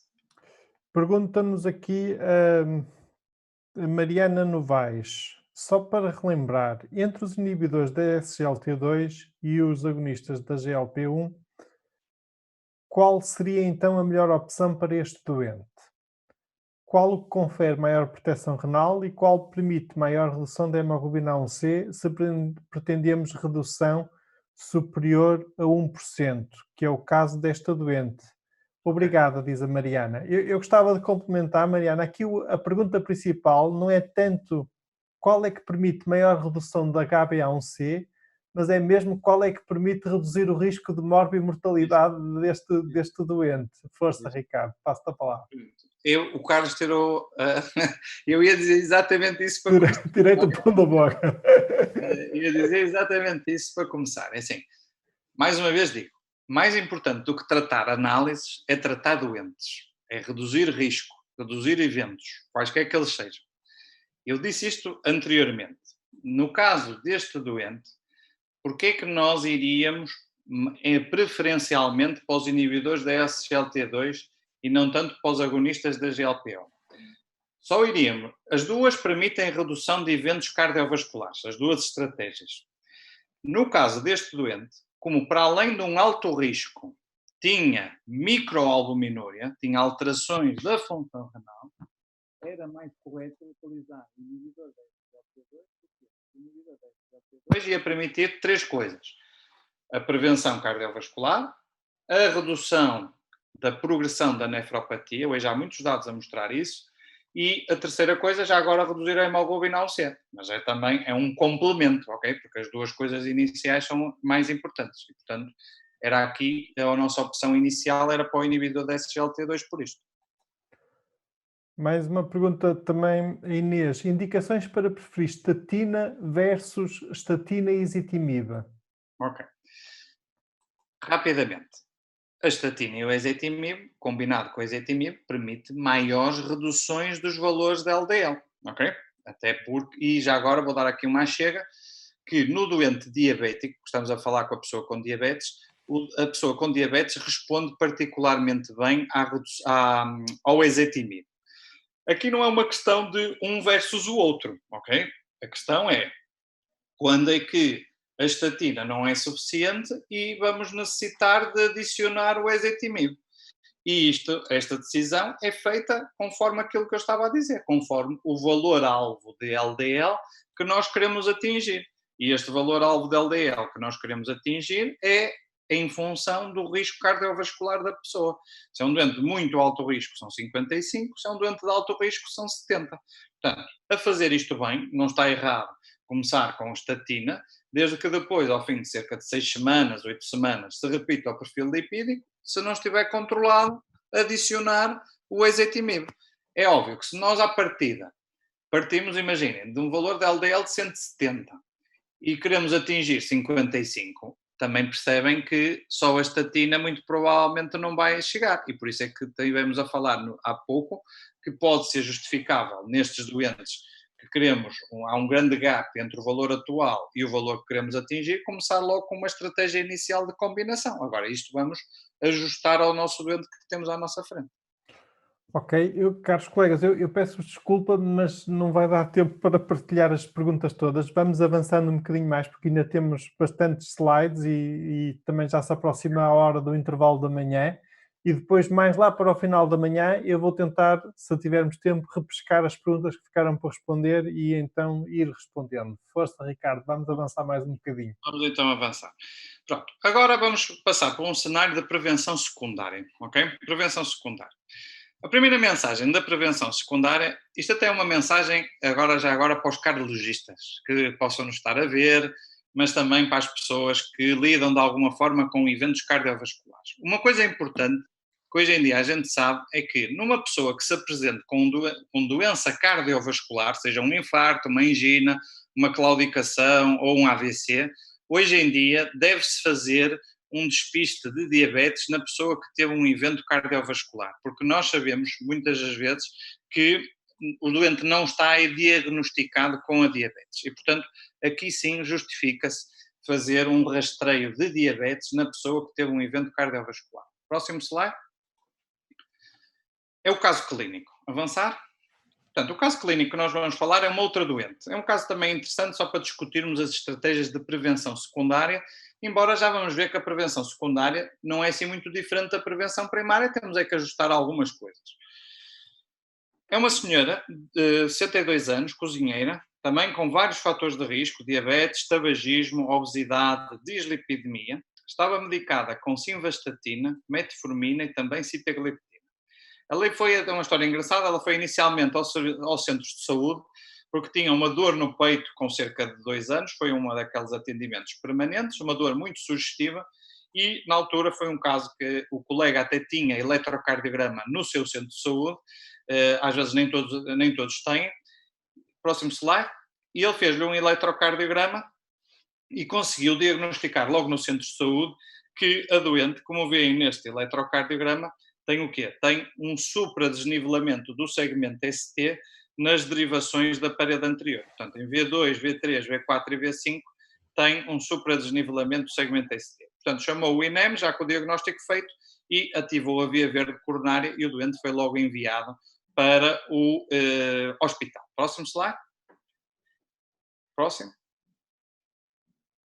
Portanto, aqui o sino coronário agudo, podem avançar, que vemos aqui agora as tais, só para mostrar em casa, para ver mais facilmente como é que a gente via isto. Avançar. E, portanto, depois o doente foi cateterizado e, como veem neste cateterismo, o que é que ele tinha? Tinha uma artéria descendente anterior, que está ali a apontar, que estava totalmente ocluída. Portanto, é o típico do doente com o infarto, está a artéria totalmente ocluída. Portanto, passar à frente. Foi feita a angioplastia, colocou-se o stent, estão a ver aqui o stent a abrir, e depois, na direita, o resultado final em que a artéria está a ser bem perfundida e estão a ver que está a ser bem irrigada. À frente. Contudo, o doente acabou por ficar com algum compromisso da função ventricular esquerda, porque ela já só veio com 3 horas de duração de dor, e veem que ela ficou com uma acinésia dos segmentos distais de todas as paredes e uma depressão moderada da função ventricular com uma fração de ejeção de 37%. Próximo slide. Já agora, este era o perfil lipídico da doente no primeiro dia, ok? Portanto, quando ela foi admitida, estas eram as análises da doente. Ela, em termos de hemoglobina A1C, estava bem, 6,8. Lembram-se que era uma fumadora, estava a fazer simvastatina, não tinha os valores de LDL controlados, não é? Se calhar esta doente, sendo provavelmente um muito alto risco, por causa dos vários fatores de risco, devia ter 55 e na prática ela tinha 120 de LDL e também tinha atingimento da função renal, tinha uma elevação do rácio albumina-creatinina. À frente. E, portanto, o que nós agora vamos discutir é qual é que é, então, a terapêutica para a frente, não é a terapêutica aguda, mas depois para o ambulatório, de uma doente como esta que está em prevenção secundária. Próximo. Pronto, rapidamente então lembrar uma coisa importante que nós às vezes esquecemos, que é as medidas gerais. Fundamental deixar de fumar, eu costumo dizer aos doentes que esta é a medida mais importante, às vezes mais importante do que os comprimidos, de facto em termos estatísticos é o mais importante para a redução do risco. Lembrar outra coisa que nós às vezes esquecemos de lembrar, que é a importância do cumprimento da medicação.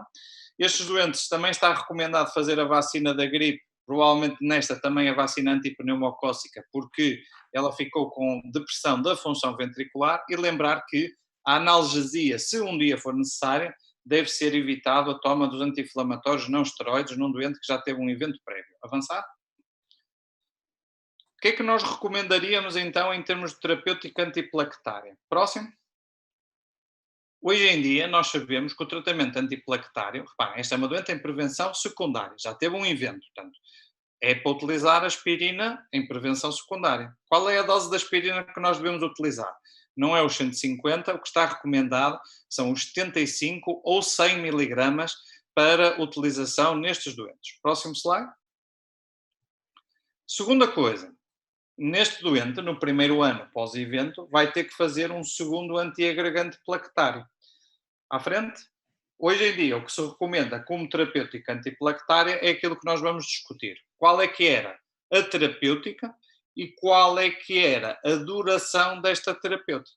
Ok? Isto temos uma pergunta para as pessoas em casa. Muito bem. Caros colegas, podem ir respondendo à nova pergunta no televoto. Entretanto, eu vou repescar uma das perguntas que ficou por responder. Perguntava-nos aqui a Ana: doseamento do peptídeo C por rotina antes da instituição da terapêutica, faz sentido? Aqui neste caso não faz sentido, ok? Isto era a respeito do caso anterior ainda, não é? Claro, sim, estou a dizer o caso, estava a pensar no caso 1. Não faz sentido porque aqui, mais uma vez digo, aqui o importante era o que é que a terapêutica nos vai permitir em termos de ganhos de eventos cardiovasculares e renais, ok? Mais uma vez o foco deve ser na redução de eventos, que é aquilo que nos interessa como médicos, ok? Portanto, aqui não faria doseamento do peptídeo C.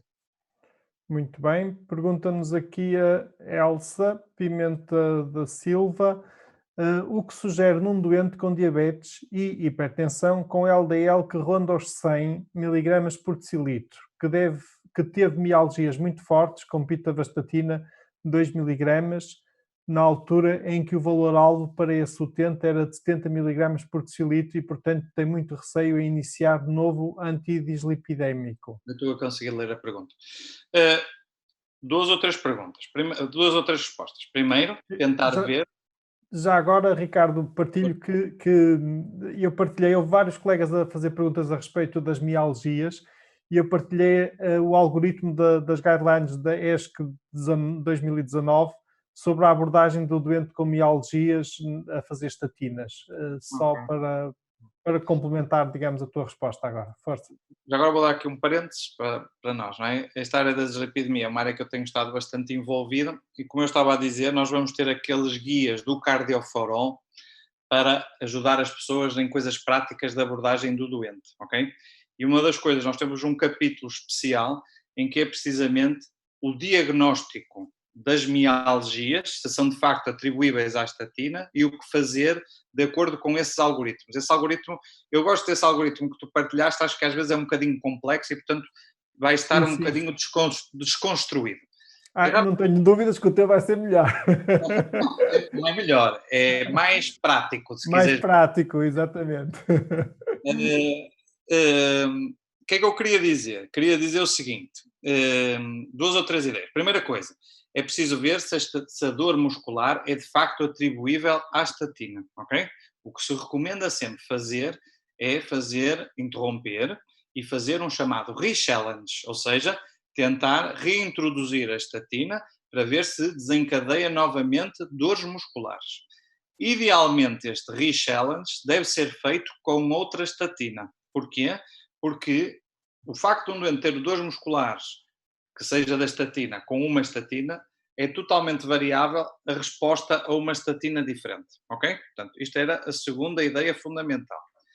Se de facto os raros casos, reparem, são menos de 5% das pessoas que têm dores que obrigam a interromper a terapêutica com a estatina, desta que a colega colocou, pode ser uma opção.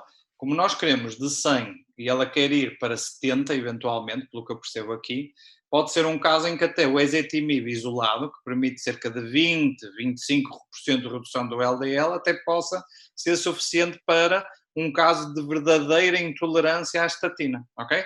Mas a primeira resposta é sempre ver se é uma verdadeira intolerância à estatina, ok? Podemos então ver os resultados da pergunta que tínhamos em televoto. 71% dos colegas responde a AES, aspirina, 100 mg indefinidamente, mais clopidogrel 75 mg durante 12 meses. Ok. Isto, por acaso, até estou um bocadinho surpreendido. Deixámos de te ouvir, Ricardo. Estava a dizer que estou um bocadinho surpreendido com a resposta a esta pergunta, porque hoje em dia é muito claro, isto era o slide anterior que nós tínhamos anteriormente, que a aspirina é para manter indefinidamente, ok? Portanto, isto aqui não há dúvidas, é uma medicação que vai ser para o resto da vida. No primeiro ano vai precisar de um segundo antiagregante plaquetário em todos os doentes pós-infarto, ainda por cima este colocou um 70, ok?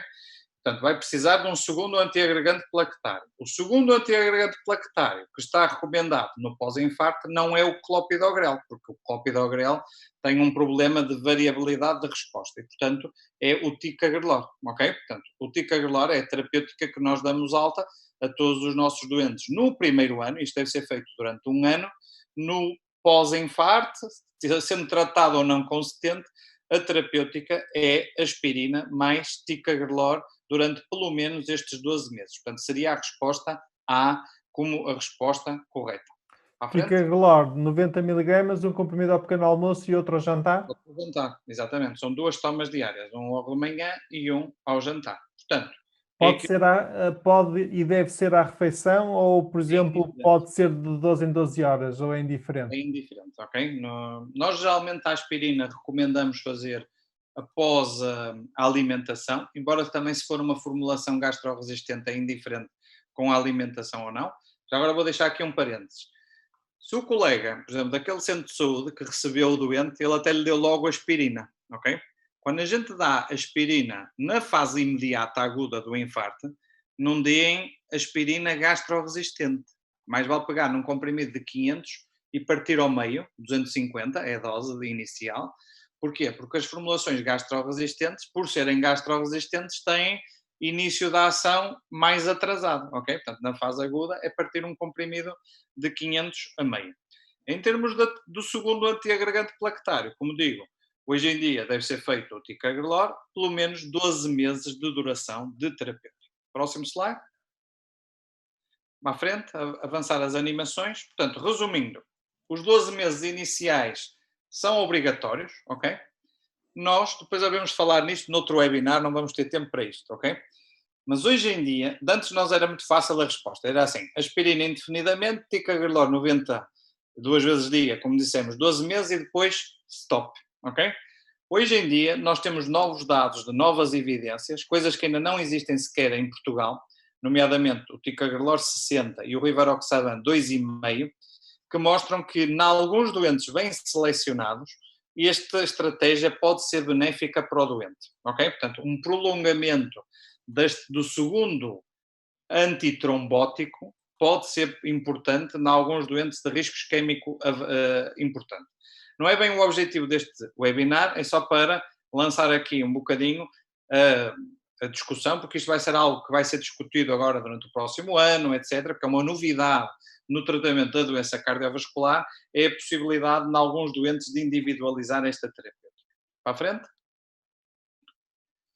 À frente, portanto, isto já vem nas guidelines, eu não vou aqui entrar em detalhes. Como é que a gente vai decidir isto? Numa ponderação entre o risco isquémico e o risco hemorrágico. Para a frente?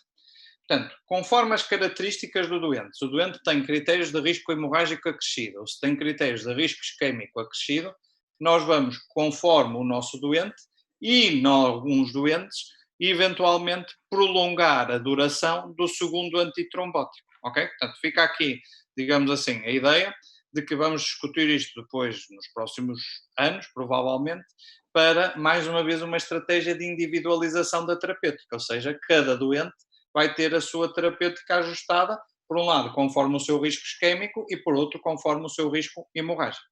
Ricardo, a propósito do que acabas de dizer, está aqui um comentário interessante de uma colega nossa, a Patrícia, escreveu o seguinte: eu respondi ticagrelor de forma individualizada, porque era a opção D que estava na pergunta de televoto, Certo? a pensar no risco hemorrágico individual.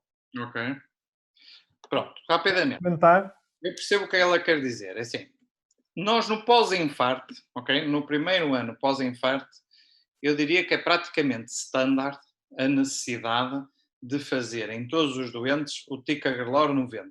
Obviamente que vamos, no nosso juízo clínico, avaliar o doente que temos à nossa frente. Vamos imaginar que o doente desenvolve anemia, o doente tem uma redução significativa dos valores da hemoglobina, o doente tem algum tipo de hemorragia ativa, nós podemos eventualmente pensar em alguns raros casos, isto acaba por acontecer muito raras vezes, encurtar os 12 meses para 6 meses, ok? Podemos eventualmente pôr isso em cima da mesa.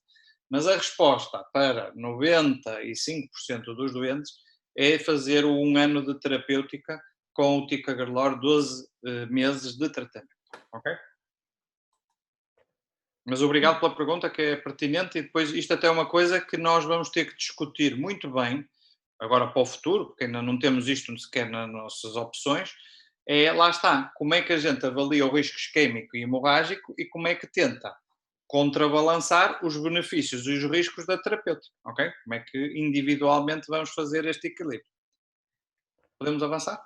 Muito bem, Ricardo, se calhar agora estaria na hora, já passam até alguns minutos, para fazermos o nosso intervalo da manhã, Parece-me bem. não é? Olha, se puderes, em 2 minutos, 2 breves minutos, Força. abordar aqui um bocadinho, abrimos aqui parênteses no nosso tema desta manhã, mas de certa forma também está relacionado. Sim.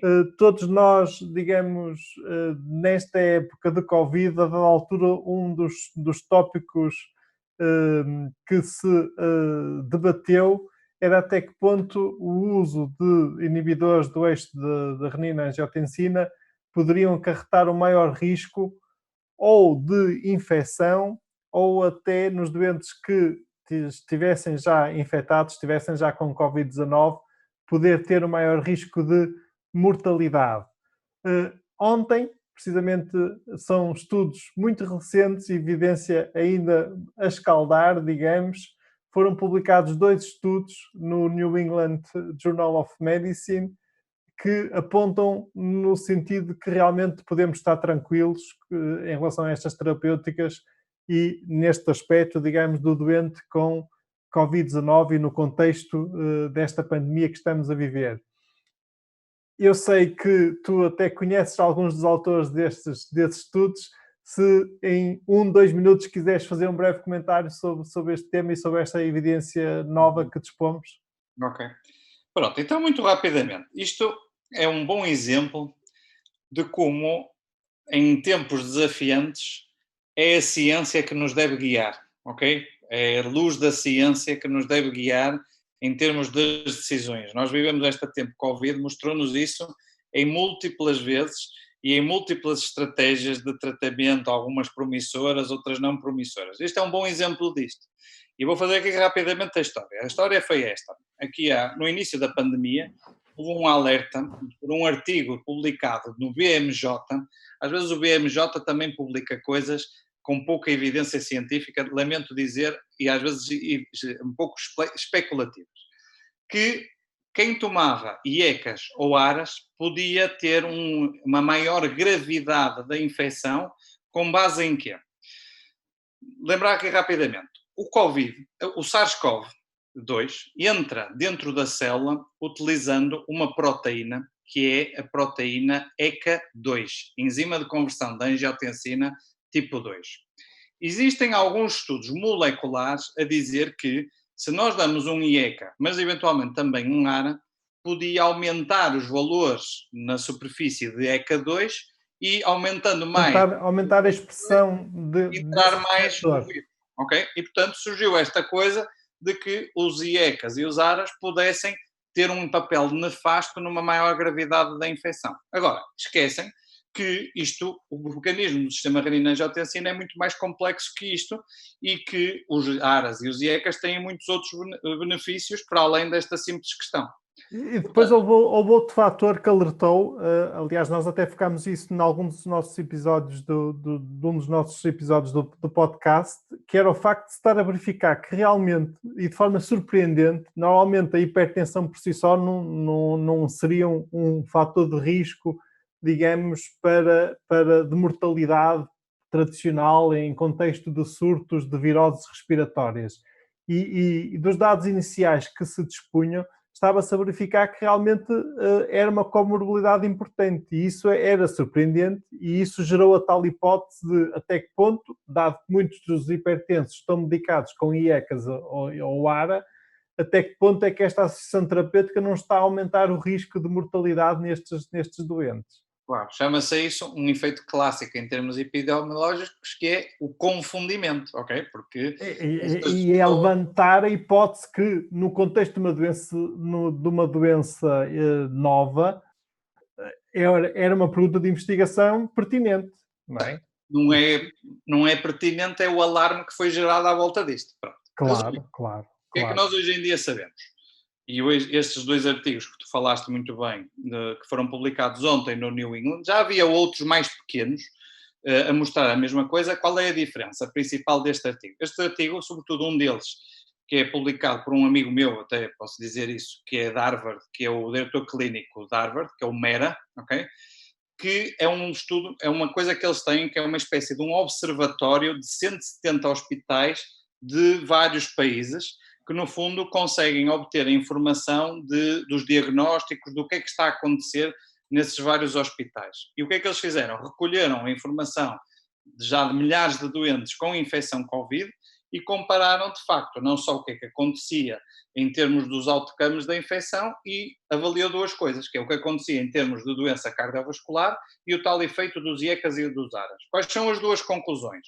As duas conclusões é que o doente que já tenha tido um evento cardiovascular é, de facto, um doente que tem maior risco de uma evolução adversa pela infecção do SARS-CoV, ok? Isto é inequívoco de todos os estudos. Lembra-nos uma coisa importante, que é manter a saúde cardiovascular das pessoas. Quanto melhor estiverem em termos cardiovasculares, provavelmente melhor será uma eventual evolução de uma infecção. E a segunda conclusão do estudo, e que depois também é corroborada noutro artigo do New England publicado ontem, é precisamente que os IECAS e os ARAS não agravam o risco de infecção, nem o outcome da infecção por SARS-CoV-2. Portanto, Exatamente, nem os IECAS, nem os ARAS, nem qualquer outra classe terapêutica de antihipertensores. Exatamente. E nesta dupla perspectiva, nem agrava o risco de contrair a infecção, ou seja, não agrava o risco de suscetibilidade, digamos, à infecção, nem tampouco a mortalidade. Exatamente. Portanto, são as duas coisas e as duas mensagens. Portanto, as recomendações de todas as sociedades científicas, e já há 6 sociedades científicas que disseram isto mesmo, até ainda antes dos artigos de ontem, foi que não se deve alterar a terapêutica nos doentes com hipertensão por causa desta questão que estamos aqui a falar. Portanto, hoje em dia já temos não só dados especulativos, mas de evidência científica sólida para que não tenha efeitos deletérios no caso de uma infecção do Covid-19. Muito bem. Ricardo, obrigado por este comentário. Caros colegas, vamos fazer então um breve intervalo. São 11h42. Que horas voltamos, Ricardo? 10 minutos, talvez. 11h52? Sim. Ok, então vá. Até já. Esticar as pernas e relaxar um bocadinho. Até já, colegas.